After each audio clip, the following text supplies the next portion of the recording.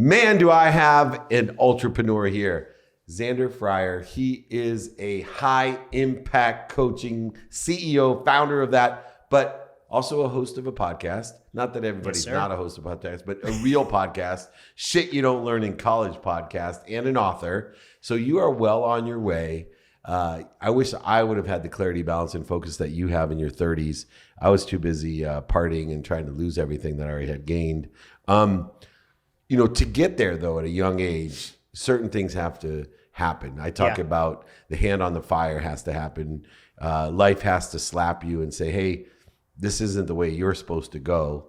And you have to have the mindset, the heart set, and the conscious activity in order to effectuate being in a better place, a better situation, and not quitting. For you, what was the pivotal, time when you were young that said, hey, man, you're going the wrong way. There's something bigger and better for you? Yeah, it was actually, I love that you brought that up because for me, it was actually losing my best friend. So my best friend committed suicide about 4.5, 5 years ago. How old was he? He was same age as me. I'd known him since I was, he was so late 20s at the time. I'd known him since I was 8 years old, best friends through elementary school, middle school, high school. He introduced me to my first girlfriend. After that, I joined Air Force. He joined the Marines. He suffered from trauma and PTSD for his entire life, even before the Marines, but took his life about 5 years ago. And that was a moment for me when, I really realized, I think there's a moment when you get comfortable with your own mortality that you actually start to live, right? Yeah. It wasn't till the moment that I realized my best friend is gone and he's never coming back, that one day I would be gone and never come back, right? And that amount of time that you spend on this earth between now and then, that's your choice how you're going to spend it. Do you think it diminishes the motivation and inspiration if you believe you can come back? No, because I actually do believe I can come back. I believe in karma. I believe in past lives. I do too. So yeah. But it is interesting for me, regardless of how much I believe that, I still feel a need, a purpose of spending the time that I am on this earth in this life, whatever it might be. I still feel a need to be more purposeful with it. When you really go through that visceral experience of losing someone, no matter how spiritual you are, no matter how strong that belief is, it'll change you.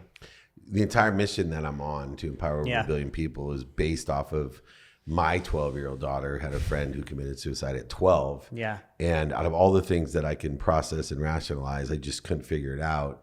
And then I saw by paying more attention to and giving more intention to why somebody would take their own life and how you get that mindset, heart set, and hand set in order to effectuate taking your own life. Yeah. What have you found, because that is a pivotal point in your life, what have you found about the reality of we get a choice every day to either believe we're happy, healthy, wealthy, and worthy and figure out what we're doing to interfere with it, or we're in search of what we already have? Yeah, it's tough because I think, kind of like you mentioned, I think many of us already have this, right? AJ was one of the brightest, one of the most loving, one of the most energetic people that I've ever met in my entire life. He was my first mentor, right? I'm a coach now. I coach coaches, and he was my first coach, growing up. He was the one that always led me. He was the one that always mentored me when I was having tough times, and he couldn't see it in himself, right? And I could never figure out why. I could never understand why someone with so much to give to this world couldn't see it in themselves. And I think, that's part of the reason for my book, Shit You Don't Learn in College, that is coming out next month, was what I realized is so much of societal programming, so much of our upbringing, the school system, everything is trying to take us as creative beings, as creative individuals and souls, trying to express ourselves and be the best, highest version of ourselves, and trying to put it into a cookie cutter box, trying to put it into, turn you into a cog in the wheel. And because of that, because he never fit in, and it wasn't because he wasn't worthy, it was actually because he may have been more worthy than everybody else, right? But he didn't fit into this cookie cutter, gear, and that created a lot of problems for him throughout his life. And now a lot of people don't fit into a cookie cutter because the cookie cutter is changing so quickly because of technology, pandemic, and other things. You're one of the best business coaches, and I've been coaching for a long time. And one of the things I I find, appreciate that, by the way, because I think you're the best business coach. So I hear that from you. I appreciate that. Thank you. But I wasn't coaching when I was 33. Yeah. And not that I hadn't already made over $100 million, not that I didn't know a lot about business, but I didn't even know what a business coach was. Yeah. And I had been coaching people that were friends, family, et cetera, in a variety of different ways. What are the keys, especially as someone that, doesn't have 20 years of situational knowledge and experience in business, that regardless of whether I was a good coach, a bad coach, or whatever, it's hard to catch up to those 20 years, especially someone who, has a podcast and a book, shit you don't learn in college. I've been out of college a lot longer than you have. Yeah. And with the perspective of learning shit. Yeah. Right. That's my whole gear, is to be more interested than interesting. So, what are the keys? Because it has to be beyond experience, or else everyone that's 53 years old would be a great business coach.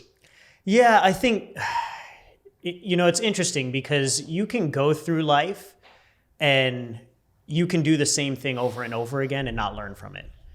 Right. And I see that with a lot of people. I see a lot of people go through life and they rehabilitate the same thing that they've done in their past. They're just taking the building blocks from the past houses that they've built that have crumbled, and then they're rebuilding new houses with them, and then they crumble and they keep moving. And they wonder why they crumble, right? Yeah, and they wonder why, right? They have no idea why. It's so great. So I keep paying attention and giving intention to the exact same thing, and the same coincidences keep occurring. They have different faces and different numbers tied to them, but it's amazing. I don't know why, Mr. Meltzer. Huh. Well, we have, I love, I have a client of mine right now who's a women's relationship and intimacy coach. And one of the things that she talks about is like, whether you're a guy or a girl, like we've all been through a breakup, right? Everybody, you've been through a breakup, right? Like everybody's been through a breakup, and it is traumatic. I don't care, who you are, what you do, like it hurts, right? And the reality is, if you take all of your beliefs from that past relationship and you take, like we talked about, those same bricks and bring it into the next relationship, there's no way it's going to work. Right, the jealousy, the bad habits, not opening up because you're afraid of being hurt. How about the need to be right, offended, separate, inferior, superior, anxious, frustrated, guilty, resentful? Yeah, a few of those things, maybe. And so most sound like people, good bricks. Yeah, sound like great bricks. Most people never take the time to do the hard work and actually sit in the crap and learn from it. Like, go reflect, review why you did the things that you did, and become a different person. Right? Most people don't focus on becoming something different. They focus on, I just want something different, rather than actually becoming the person that deserves that. But to do that, you have to go sit in the mistakes. You have to go get friendly with all the things that you, frankly, fucked up, right? Like, you have to go get friendly with it. Otherwise, you're never going to change in the future. Yeah. I always tell people there's 4 keys to that learning process. 1 being gratitude. You need to change your perspective. 2 being forgiveness. Yeah. You have to find peace by learning the lessons. 3, accountability allows you to be in control of attracting it in your life, which gives you the capability of learning from it. And then finally, effectively communicating, not just, with others, but with yourself and the source that we're connected to and through, that omniscient, all powerful source that allows us to do that. But one of the areas that you and I share as well. I mean, I'm surprised we're not, I know we're 20 years apart, but surprised we're not best friends already, because we're getting there. We're getting there, man. One of your favorite things is sales. Yeah. Right. And I believe in articulating quantitative value to exceed what I'm asking for, and teaching people math and how to articulate the math.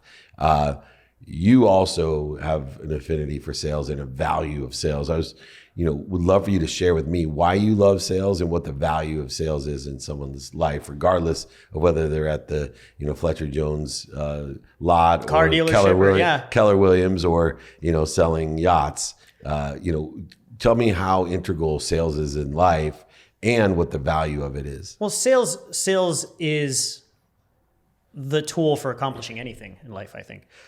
Sales gets a really bad rap. The thing that I always tell people is sales is just a tool, right? And frankly, I think sales and leadership are actually the same thing. If you think of it, if you boil them both down, like, sales and leadership are both about influencing others to take action, right? Yet leadership, everybody wants to be a leader. Nobody wants to be a salesperson. But if you think about it, like, let's think about who was one of the top leaders in the last century. Hitler. Yeah. Terrible person, but crazy good leader, right? Who was also one of the best salespeople of the last century? Martin Luther King. He sold the entire world on a new idea, right? So sales and leadership, when you boil them both down, are all about influencing others. Whether they're used for good or bad is up to the person, right?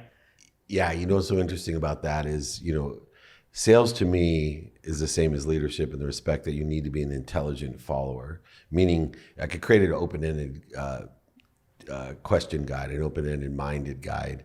I've actually, because of social media, even shifted the way that I teach selling and empower people to sell, because when you had a closed environment, one that doesn't have a viral nature to it, like social media, then you had to find a particular avatar, and there was more convincing that sharing a vision. But today I have completely shifted to only wanting to talk to open minds and find out through open-ended questions, are you a sponsor of mine? Meaning, do you know someone that can help me? Or are you a power sponsor of mine? Meaning you can help me and you know someone that can help me. Because the numbers exponentially are both mathematically so far in your favor, but two, energetically, considering it takes 1,000 times the effort to convince, even though I'm really good at it, to convince a closed mind, than it does an open mind. To find an open one. So mathematics and energetics play a key role. 100%. For you, looking at my philosophy of as an intelligent follower, as being salesmen, which can be applied to Hitler and Martin Luther King, who were great, intelligent followers. They were looking for what people, and it can be said about politics today, the best politicians in America aren't speaking to people. They know what people are listening for. Yes. And you can't know that without an open-ended question. Yeah. Or a lot of data that has asked open-ended questions. So for you, how has, in your experience, that shift in the paradigm, played a key role in being a leader? I think that's, I think that's hugely important to point out. And I think the reality is, as any salesman, we need to be responsive to what people are really looking for. And any leader, you need to be responsive to what people really need, right? So you have to be asking the open-ended questions to really get a deeper understanding of that. And in the end, if you are, whether you're selling or you're leading, if you're doing it from a heart-centered place, the reason that you're doing it is to help the world. And it's to help people, right? And so being able to ask that question and understand what people really want, what people really need, is going to be how you actually lead them. So you have to leverage that. And when you're coaching people in business coaching, I'm always surprised how many people don't listen. Yeah. Still today, and I have a wait list for people to work with me, and it just amazes me as I sit there with people waiting to work with me. I'll get on the phone and I section off. I have a 5-minute phone calls, 20-minute meetings, interviews, and coaching calls. And I sit there and I'm like, do you want to learn? Or am I a therapist where you just want to get something off your chest? Just want to vent. Yeah, right. And then if I do give sage advice, most of it, which when I give sage advice, I end up rewatching my own or re-listening to my own or writing it down going, hey, dummy, that's a really good idea. You should implement that yourself.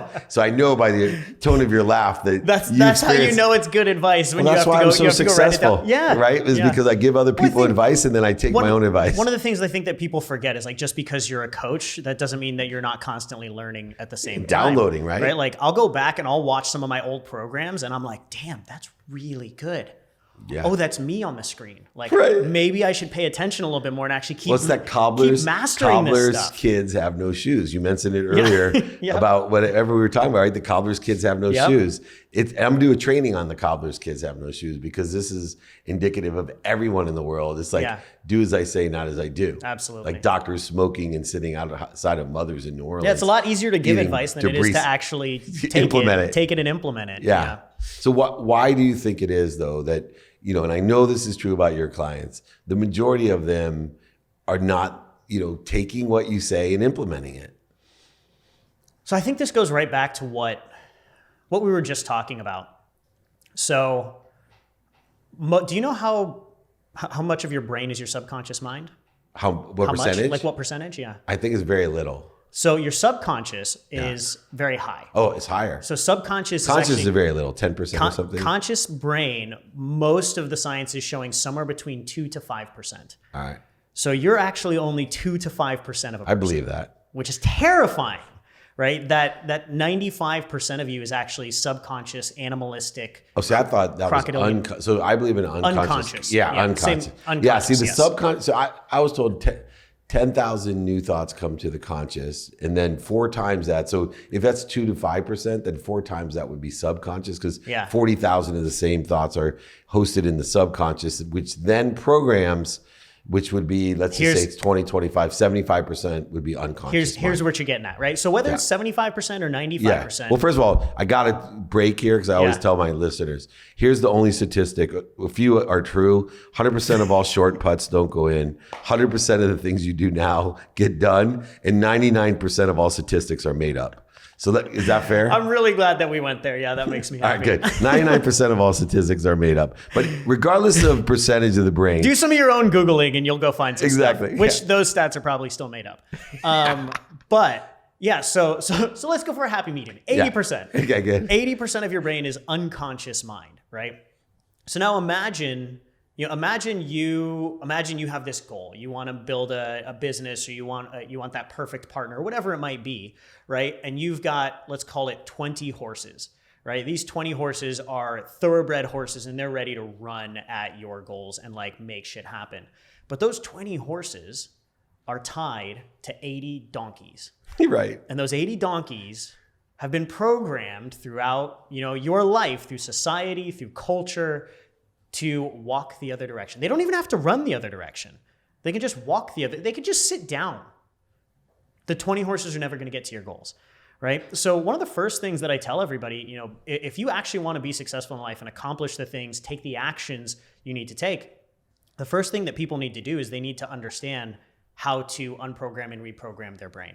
This is a big reason why I think AJ struggled growing up, because nobody gave him a user's, like, did you get a user's manual for your brain when you were younger? Like, nobody gave us one. I got a bunch of baggage. Yeah, like I got a user's manual for my TV. I got a user's manual for my new refrigerator even, but I've never been given a user's manual for my brain. How does this thing work? How do my emotions work? How do I program this? Because the reality is that 80% or 95%, whatever it is constantly being programmed like a supercomputer from everybody else around us.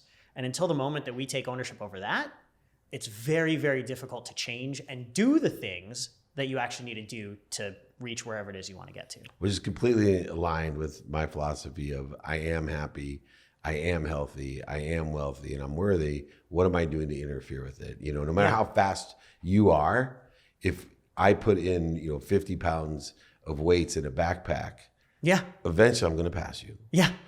No doubt. Yep. Right. No doubt. And then it's the same thing I, coach in football, because I learned this as a smaller athlete, which you seem to be aligned with my physical abilities. But I learned that my hands in tackle football were the most important things on defense, not just offense. Mm-hmm. And the reason was I realized whether you were Christian Okoye, who I played against, who ran me over, it didn't matter. See, my mistake. If I got you. Right. If I can hold on to you. Yeah. Forget hitting. I could hit Christian Okoye 10 out of 10 times. I didn't mean to make you look stupid. He's not going to fall I just need down. to hold on. Right. Yeah. I made the mistake of trying to tackle him. Yeah. Right. And lay into him. And I ended up on my back and him stepping on me.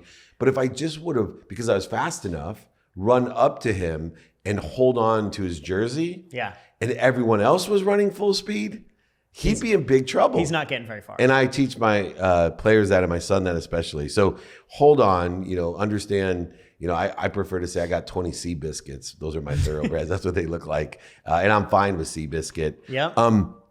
Last thing, a lot of people are in transition. A part of being a business coach is dealing with transition. Whether, I deal with athletes transitioning into business, or college graduates into graduate school, or graduate school into entrepreneurship. Finding the right role or job is one way of transitioning. Now, I would love to see your perspective on, how do people know or find the right job or role, passion, purpose, or profitability in their life, activity they get paid for, et cetera. So, clarity, right? The answer comes back to, Socrates says, know thyself, right? So I always kind of So bring does Shakespeare, to thine own self be true. Yeah. And he So- also says the whole world is our stage. So I'm a Shakespearean practitioner now today. But it's so true, right? I think the biggest problem is most of us have never taken the time to actually know thyself, right? We've never put some intentional energy behind it.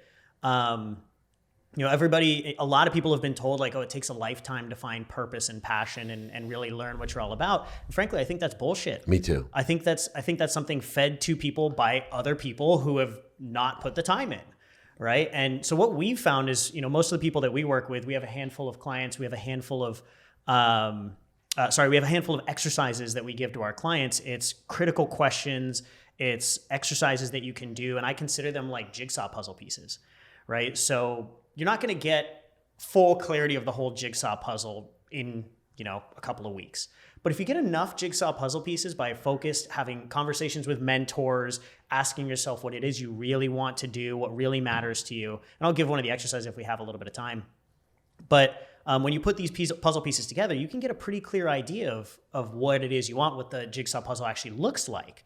Now, if you're, set in front of 3 options, you just go, okay, which one of these 3 looks the most like this puzzle? Let's move forward with this one for now. Go find some more puzzle pieces and get a little bit more clarity, and you can make some more decisions from there, right? But really, in the end, you got to focus on getting clarity first, because if you've just got your head down and you're just swimming forward, you could be swimming away from shore for the next 2, 5, 10 years before you come up for air and you're like, holy crap, that was a terrible decision. Right. I tell people all the time, know your what you want, who can help you, who you can help, how you're going to get it done, prioritize by what's most important according to the what, the who, and the how. Then you can apply your why. See, once you know the paradigm that you're already connected to and through that great source, you're not committing suicide, depressed, anxious, frustrated, guilty, angry. You're simply pursuing your potential and, more importantly, enjoying the consistent, everyday, persistent pursuit of it. Because it's always going to be work, so you better damn enjoy it. Of course, man. Faith's going to take you to a better place, a better position, but pain is going to push you there. It's not going to stop you. Setbacks and the failures, et cetera, are simply just indicators you have that lesson to learn, to grow, accelerate, and expand. Let's share that last exercise before we end this. So what's a good exercise? So this is one of the ones that actually got me to quit my corporate job at Cisco. So basically, I call it my 20 things I love. Super simple, right? So literally just set aside maybe 10 minutes, 15 minutes at most. Minimum. You write down 20 things you love to do. You don't think about it too much. Just 20 things that you love to do. For me, it might be, I love hanging out with my wife. I love reading a good book. I love coaching my clients. I love traveling. I love a nice glass of tequila. Right? Which kind? Sorry? Which kind? Oh, Casa Dragonis is one of my favorite. Nice. Casa Dragonis fan? Have you ever tried Clase Azul? Yep. But the pomegranate? No. La Pinta. Oh. Check it out. It's pomegranate infused tequila. You put a little soda in there, it opens up, and sipping tequila all day long. I'll take a look. La for Pinta, sure. you and I'll share it at my beach house. Fair enough, man. So you go through this list, 20 things that you love to do, without thinking about it too much. Just rattle them off. After you go through the list, right next to the 20 things you love, put down why. So here's where you start to evoke the critical thought, right? Why do I actually love to do this thing? So I love to hang out with my wife because I love connection. I love feeling deep connection with people. Why do you love traveling? I love learning. I love growing. Why do you love to read a good book? I love learning. I love growing. Why do you love teaching clients? I love to serve and help others. So you'll start to write down this list of why you do these things that you do. And the goal here is what we're doing is we're shifting from a form to a function. And then as you go through these 20 things you love to do, you'll find, we've done this with probably 1,200 of our clients, and every time it'll boil down to somewhere between 3 and 5 paradigms that run through your life.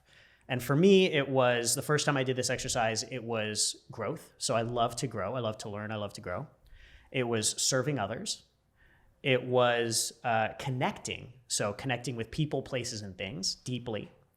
And the fourth one was being present and enjoying the moment.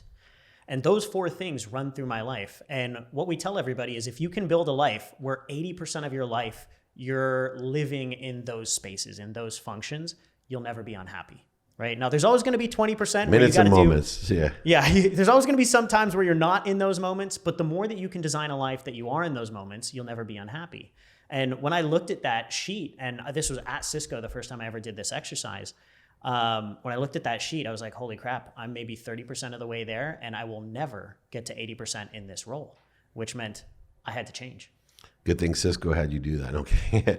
That one was on my terms. Oh, okay, that one good. was I on was my going to say terrible employee retention by giving them applying the why exercise. What a great exercise to play in applying the why to the what, the who, and the how. And as you said, being present, doing it now. Zander Fryer, he is the CEO of High Impact Coaching, the host of Shit You Don't Learn in College, author and podcast. What an incredible journey it's been, my friend. I look forward to doing much, much more with you. You definitely understand far more than your years subscribed to. He is a genius.